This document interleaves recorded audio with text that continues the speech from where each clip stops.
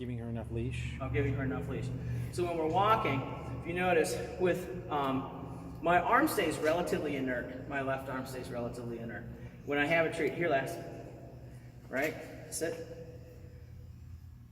Good. Good putt. Basically, I'm not using my hand as leverage. I'm letting the equipment do the work. Okay?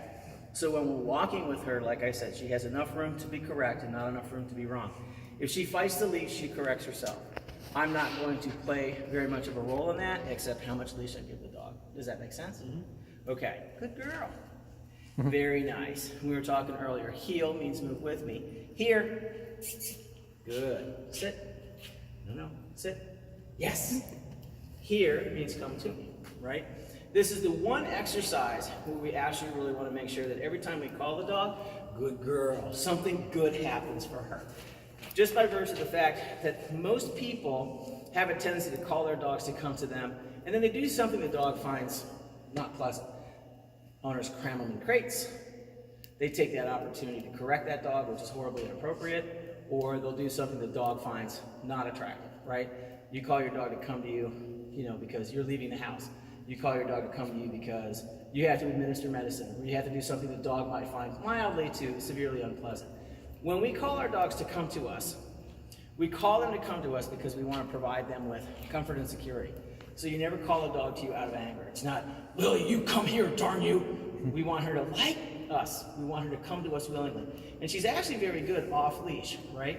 In the confines of a place like this, when you call her, she comes because we make it appealing for her, right? We encourage her to come. Good Lass. Sit. Good girl. We might give her a little chuck under the chin, give her an opportunity to play with the ball, something that's going to encourage her to want to be with us. Good girl. The occasional something, something. All right. So that way, when we do need her to come to us, when things are going south, we actually have to do something to her. If that one time is met with some form of unpleasantness, it's not going to erase all the other times that have been met with something really pleasant and appealing. Does that make sense? Just like with your kids. When you were kids, right, your mom called you using your first name, your middle name, and your last name. You knew you were in trouble, right? It wasn't so much what she said, it was the tone of her voice when she said it. And with dogs, it's really important, okay? When you call them, it's all happiness and light. Okay, if you go, come here, the dog's gonna be like, yeah, no, not doing it, right? Good girl, okay. Good pup. Okay, being a command for release. Now she's on dog time. She's not allowed to act like a fool, but she's able to do things that she wants. So if you're going outside to go to the bathroom, okay, she's on her leash. You take her outside to the place where you want her to do her business. You heel her there, and then you release her. Okay, she's free to move and do her stuff, right? Good girl, very nice. Good girl. When she greets people, same thing, okay?